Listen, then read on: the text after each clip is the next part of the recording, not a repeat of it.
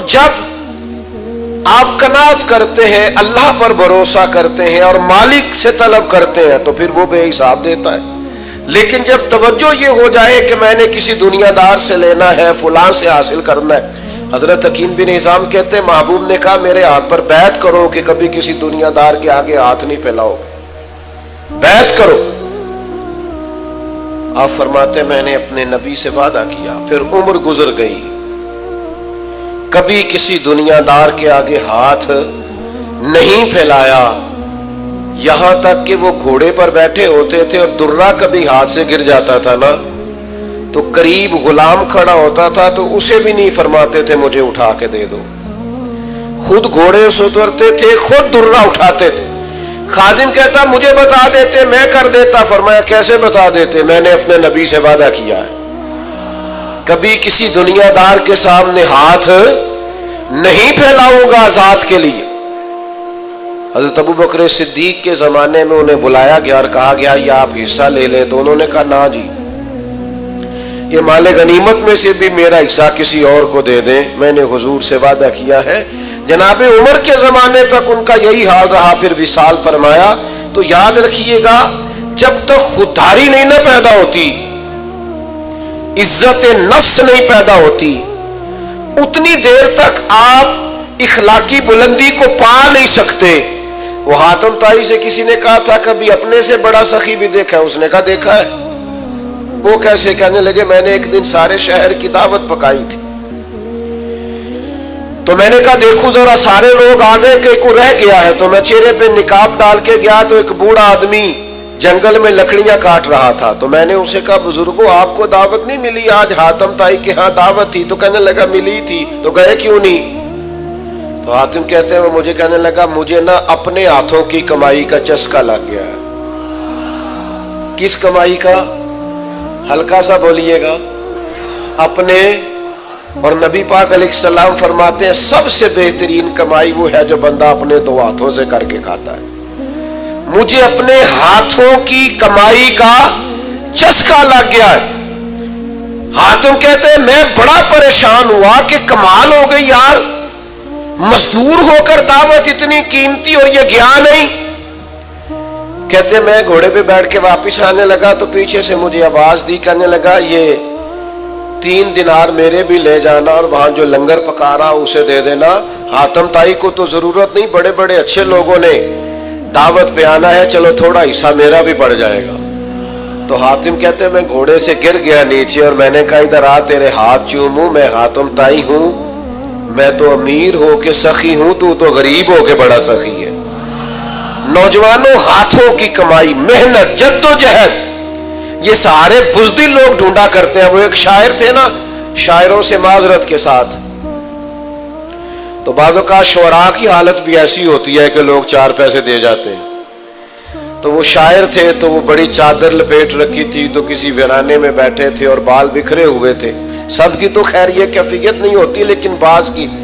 تو ایک شخص وہاں سے گزرا تو وہ 5 روپے پھینک گیا. تو اس شاعر نے بڑی تگڑی بات کی جو سمجھنے والی. اس نے کہا یہ پیسے کیوں دے رہے ہو؟ اس نے کہا آپ کو ضرورت ہوگی، آپ غریب ہیں. تو اس نے کہا ضرورت ہوگی تو اللہ رسول سے مانگوں گا، تم سے کیوں مانگوں؟ اس نے کہا آپ کو حاجت ہوگی. تو اس نے کہا یہ آرزوئے کرم اور میں آپ سے کروں، یہ آرزوئے کرم اور میں آپ سے کروں. یہ بھیک اس کو دیجیے جس کا خدا نہ ہو. میں کو لاوارث ہوں. دیکھیں نا، وہ آج بعض لوگ ایسے ہیں، بعض گروہ ایسے ہیں، بعض شعبہ ہے زندگی سے تعلق رکھنے والے لوگ رہتے ہیں جس کے بارے میں لوگوں کا خیال ہے کہ یہ آیا تو مجھے مفتی دینا پڑے گا، شاید یہ بندہ آیا تو مجھے بالکل پیسے نہیں دے گا. اعلیٰ حضرت رحمت اللہ علیہ دکاندار کے پاس گئے سرسوں کا تیل لینے. تو آپ نے اسے بوتل تھمائی، کہا یہ تیل بھر دو. تو اس نے بوتل میں تیل بھرا تو فرمایا کتنے پیسے؟ کہنے لگا ویسے تو 5 آنے کی ہے، آپ ہمارے عالم ہیں، آپ 3 آنے دے دیں. تو فاضل بریلوی نے پورے ہی 5 دیے. فرمایا تو پورے رکھ، میں اپنا علم 2 آنے کا نہیں بیچا کرتا. کرو مدح اہل دول رضا، پڑے اس بلا میں میری بلا، میں گدا ہوں اپنے کریم کا. میرا دین پا رہا ہے نہ نہیں، میرے عزیز خودداری، وقار، عزت نفس یہ چھوڑ دیں، ہر وقت اپنے آپ کو مسکین ظاہر کرنا یہ چھوڑ دیں۔ ہر وقت وہ ایک جگہ پہ بٹ رہا تھا کچھ سامان راشن کا، تو میں وہاں سے گاڑی میں گزرا تو میں نے ان لوگوں کو دیکھا کہ وہ لڑ رہے تھے، تو میں نے ایک کو سائیڈ پہ کر کے پوچھا کہ ویسے آپ یہ راشن کتنے دن کھا لیں گے، آپ کا کیا خیال ہے، ویسے کتنے کو دن، 15 دن 18 دن چلے زور لگا لیں 1 مہینہ، تو جب ساری زندگی محنت سے کما کے کھانا ہے تو یہ رسوائی آپ نے کیوں کٹھی کر لی؟ یہ آپ کو عزت سے دیتے، نوازتے، وہ بات الگ تھی، یہ کیا رنگ آپ نے اختیار کر لی؟ نوجوانوں جینا سیکھو یار، محنت کرنی سیکھو، مشقت کرنا سیکھو۔ میرے نبی پاک علیہ السلام نے اپنی امت کو محنت کا رستہ دکھایا ہے، مشقت کی راہ دکھائی ہے۔ یہ سنو، یہ سیاستہ میں حدیث ہے، ایک نوجوان نے آ کے عرض کیا تھا یا رسول اللہ کچھ دیجئے، تو نبی کریم نے فرمایا تیرے پاس کچھ نہیں؟ اس نے کہا یا رسول اللہ میرے گھر میں 1 کمبل اور 1 پیالہ ہے۔ اتنی بڑی تعداد میں آپ لوگ یہاں موجود ہیں، میں اگر پوچھوں نا آپ سے کہ کوئی اتنا غریب ہے جس کے گھر میں 1 ہی کمبل اور 1 ہی پیالہ ہو تو نہیں ملے گا اس مجمع میں، صرف 1 پیالہ اور 1 کمبل، یہ دیکھیں یہ اس کی راس ہے، انویسٹمنٹ ہے۔ حضور نے فرمایا لے کے آ، وہ لے کے آئے، اللہ کے رسول صلی اللہ تعالی علیہ وسلم نے بولی لگا دی، کون خریدے گا؟ ایک صحابی نے کہا 1 دینار میں خریدوں گا، ایک نے کہا 2 دینار میں، حضور نے 2 دینار میں بیچ دیا۔ فرمایا جا 1 دینار کا کھانا لے جا گھر اور 1 دینار کا کلاڑا خرید کے لا۔ وہ کلاڑا خرید کے لایا تو تھا بڑا نصیبوں والا، فرماتے نصیب دیکھو اس کلاڑے کے اندر دستہ نبی پاک نے اپنے دستے مبارک سے لگایا، فرمایا جا جا کے جنگل سے لکڑیاں کاٹ، کھا بھی اور کھلا بھی، پہن بھی اور پہنا بھی، اور 15 دن مجھے اس طرح نظر نہ آنا، یعنی فرض نماز کے علاوہ ملاقات نہ کرنا، محنت کر، نکل میدان میں، اٹھ باندھ کمر کیوں ڈرتا ہے، پھر دیکھ خدا کیا کرتا ہے۔ ہمت کریں، جدوجہد کریں، جب آپ 1 قدم اٹھاتے ہیں تو اللہ کی مدد مل جاتی ہے۔ صحابہ فرماتے ہیں وہ 15 دنوں کے بعد آیا نوجوان، تو حضور نے پوچھا اب کیا حال ہے؟ کہنے لگا یا رسول اللہ پہلے 1 پیالہ تھا اب سارے گھر کے برتن بن گئے۔ حضور پہلے 1 بستر تھا اب سارے گھر کے بستر بن گئے۔ تو نبی پاک نے محنت کی طرف لگایا۔ ہمارے نوجوان نا بیچارے وہ ساری زندگی سوچتے رہتے ہیں میری کبھی وہ UK والی خالہ مہربان ہو جائے نا، وہ میرا امریکہ والا ماموں مہربانی کرے، تو آپ پریشان نہ ہو، ماموں کو بھی پتا ہے آپ کی توجہ اس طرف ہے، ان سے بھی کوئی ہاتھ ملاتا ہے تو انہیں یوں ہی لگتا ہے کہ شاید اس کو بھی مجھ سے لالچ ہے، اس کو بھی وہ بھی بیچارے الجھے ہوئے، ان چکروں سے باہر کیوں نہ آئے؟ آپ کو پتا ہے زندگی میں خوش کون ہوتا ہے؟ جو اپنے نصیب سے خوش ہو جاتا ہے، جو خود سے محنت کرتا ہے، جو خود سے جدوجہد کرتا ہے۔ سارے ڈھونڈتے پھرنا، گردن کو جھکا دیتا ہے خیرات کا پتھر، اور جہاں میں مانگنے والوں کے سر کبھی اونچے نہیں ہوتے۔ وہ حضرت حسن بصری رحمت اللہ علیہ کے پاس نے ایک نوجوان آیا، اس نے آ کے کہا حضور آج کے بعد میں نے محنت نہیں کرنی۔ فرمایا کیا ہوا؟ کہنے لگا آج میں نے عجیب نظارہ دیکھا ہے، شیر نے شکار کیا ہے اور ایک بکرا اس نے مارا ہے اور آدھے سے زیادہ خود کھایا ہے اور باقی بچا ہوا لے کے پہاڑ پہ چڑھ گیا۔ وہاں ایک اندھی لومڑی بیٹھی تھی، باقی کا شکار اس نے لومڑی کو کھلایا ہے، تو میں سمجھ گیا ہوں جو رب اس اندھی لومڑی کے لیے وہاں بندوبست کرتا ہے نا، بھیجتا ہے، وہ مجھے بھی بھیجے گا، لہذا میں نے کام نہیں کرنا اب۔ تو خواجہ حسن بصری مسکرائے اور بڑا ہی مسکرائے، اور پھر اس بچے پر شفقت کا ہاتھ پھیرا، کہنے لگے پتر کمال ہے نا تیری سوچ، تو نے کہانی میں 2 کردار دیکھے، ایک لومڑی ایک شیر، تو نے لومڑی بننے کا پروگرام بنایا، شیر بننے کا کیوں نہیں بنایا؟ تو شیر بننا، تو شکار کر، خود بھی کھا اور دوسروں کو بھی کھلا، لیکن یہ کیا ذائقہ ہوا کہ بس وہیں گر جانا ہے، اسی طرف ہی صرف آنا ہے۔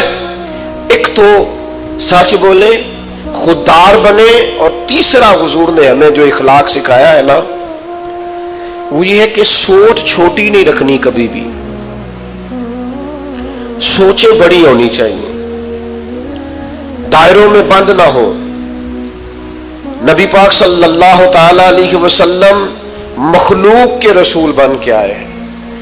हुजूर जब भी बात करते थे आलमी करते थे। नबी करीम जब भी सोचें देते थे कौमी और मिल्ली देते थे। हमारा मसला यह है कि हमारी सोचें जाती हैं, कौमी नहीं, मिल्ली नहीं, आलमी नहीं।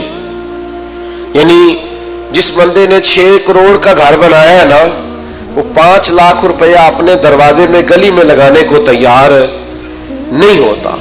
वो कहता है जी ये घर तो मेरा है तो गली सांझी है। वो खुदा के बंदे मिल्ली सोचें पैदा करें, मिल्ली, कौमी। बुजुर्ग फरमाया करते कि पड़ोसियों की आग किसी वक्त इसलिए भी बुझा देनी चाहिए कि अगर उनकी ना बुझाई तो हमारे घर भी आ सकती। आप दूसरों का भला इस नीयत से कर दें कि सोसाइटी में सुकून पैदा हो, मुआशरे में अमन कायम होगा। हम क्या करते हैं, हमारी सोचें बड़ी जाती हैं और छोटी हैं, माफ कीजिएगा। जब तक सोचें बड़ी नहीं होती, मिल्ली नहीं होती, कौमी नहीं होती। हुजूर जब भी बात करते थे मजबूत बात करते, जब भी बात करते बड़ी बात करते। हुजूर सहाबा को जब सोचें देते तो बड़ी देते, उम्मत को जब पैगाम देते तो बड़ी देते। हुजूर दुनिया में फैलने की बात करते। नबी पाक सल्लल्लाहु ताला अलैहि वसल्लम एक सफर से वापस आए तो आसारे सफर थे हुजूर के वजूद नूर पर। हम लोग सफर करते रहते हैं, मेरे जैसे लोग जो सुबह किसी शहर में होते हैं, दोपहर किसी शहर में होते हैं। जिस मोहब्बत से आप लोग आए हैं ना, तो मैं जनूबी पंजाब की तरफ निकला हुआ था एक दफा, तो मुझसे एक दोस्त ने पूछा कि ये जिला आपका है? मैंने कहा नहीं। कहने लगे कौन सा? मैंने कहा अब तो यूं लगता है हर जिला ही अपना जिला है। अदम से लाई है हस्ती में आरज़ूए रसूल, और कहां कहां लिए फिरती है जुस्तजूए रसूल। तो लगता है हर जिला ही अपना है। इस तरह मोहब्बत से वालेहाना अंदाज में महबूब के गुलाम नवाजते हैं। अल्लाह ताला हमारे हाल पे रहम करे और हमारी खताओं को माफ करे।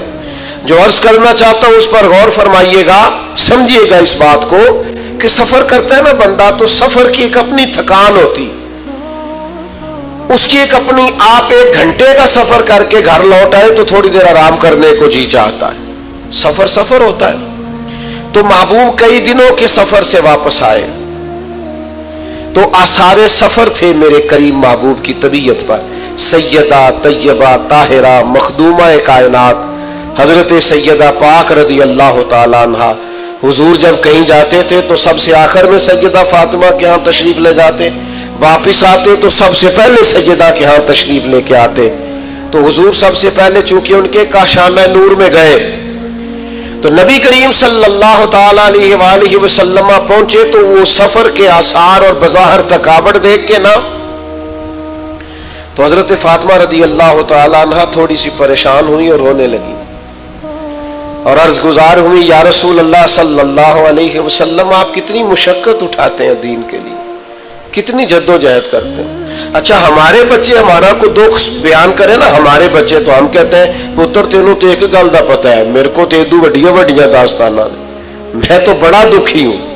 वो मैं अक्सर कहा करता हूं अपने घर वालों से कि मैं घर में आता हूं तो मैं ये नहीं चाहता मैं थका मांदा हूं और बुरे हाल से आऊं और मेरे बच्चे कहें कि हमने वो काम नहीं करना जो हमारा अब्बा करता है। ये बड़ी मुश्किल में है। हम खुश खुश घर में जाएं ताकि हमारे बच्चे कहें कमाल है, हमें भी यही फील्ड इख्तियार करनी चाहिए। हम कुछ ऐसे रवैये बनाते हैं जिनसे आने वाली नस्ल फिर पूरी तौर पर इस्तेफादा नहीं कर पाती। नबी करीम सल्लल्लाहु ताला अलैहि वसल्लम का अंदाज देखिए, जब सैयदा पाक रदी अल्लाह ताला अन्हा ने अर्ज किया ना, या रसूलल्लाह आप कितनी मुशक्कत उठाते हैं, पता है हुजूर ने क्या फरमाया? नौजवानों गौर करना, करीम फरमाने लगे फातिमा आपके वालिद को अल्लाह ने बड़े मकासद के लिए दुनिया में मबूस फरमाया। हम बड़े मकासद लेके दुनिया में आए हैं, बड़े।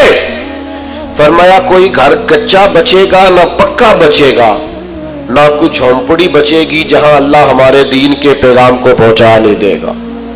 हम बड़े मकासद के साथ दुनिया में आए اور بڑے کام کر کے جانا ہے۔ حضرت عمر ایک دفعہ حضور کو دیکھ کر کے موٹے بان کی چارپائی پہ آرام فرما ہے اور پشت مبارک پر بان کے نشان ہے، تو جناب عمر رو پڑے۔ تو اس وقت بھی حضور نے ایک سوچ دی، فرمایا عمر تو پسند نہیں کرتے کہ کیسر و کسرا دنیا میں تھوڑی آسانی اٹھائے اور آخرت میں رسوا ہو جائے، اور دنیا میں تھوڑی مشقت کرے اور آخرت کی ساری عزت اللہ ہمیں ہی عطا فرما دے۔ سوچوں کو بڑا کرنا پڑے گا، وسیع کرنا پڑے گا۔ آج کل تو ایسی ہوا چلی ہے کہ ہر شخص سوچتا ہے تمام شہر جلے بس ایک میرا گھر نہ جلے۔ یہ سوچ ٹھیک نہیں ہے۔ آپ ملی اور قومی سوچیں پیدا کریں۔ ایک بہت بڑا اخلاق یہ ہے ہمارا کہ تھوڑا سا نا دوسروں کے بارے میں بھی سوچنا شروع کریں۔ دیکھو، وہ وجود کسی کام کا نہیں ہوتا جو نفع بخش نہ ہو، وہ علم کسی کام کا نہیں ہوتا جو نفع بخش نہ ہو۔ جب تک آپ دوسروں کا فائدہ نہیں سوچتے، یعنی حضور علیہ السلام کے جملوں کا حسن دیکھیے، فرمایا میرا مومن ہی وہ ہے جو اپنے لیے پسند کرے وہی اپنے بھائی کے لیے بھی پسند کرے۔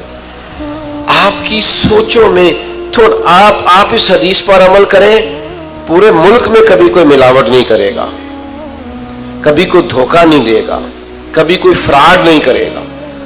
ہمارے ایسا فرمایا کرتے، مدرسہ اس طرح کا بنانا کہ تمہارا اپنا بچہ بھی اس میں پڑھ سکے، کھانا اس طرح کا پکانا وہاں کہ تمہارا اپنا بچہ بھی اس طرح سے کھا سکے، ماحول ایسا بنانا کہ جو کم از کم تم خود سمجھو کہ یہاں ہماری اپنی اولادیں بھی یہاں وقت گزار سکتی ہیں۔ میرے عزیزوں، کوشش کریں تھوڑا تھوڑا دوسروں کا فائدہ کرنے کی، اور اس طرح فائدہ کرنے کی کہ پھر کسی کو پتہ نہ ہو ہمارا فائدہ کون کر رہا ہے، پھر نفع نہ ہو، یعنی نیکیوں کا رشتہ رب رسول کے ساتھ ہو، چھپی ہوئی نیکیاں ہو، کسی کو خبر نہ ہو۔ جناب ابو سفیان رضی اللہ تعالیٰ عنہ فرماتے ہیں کہ مجھے جب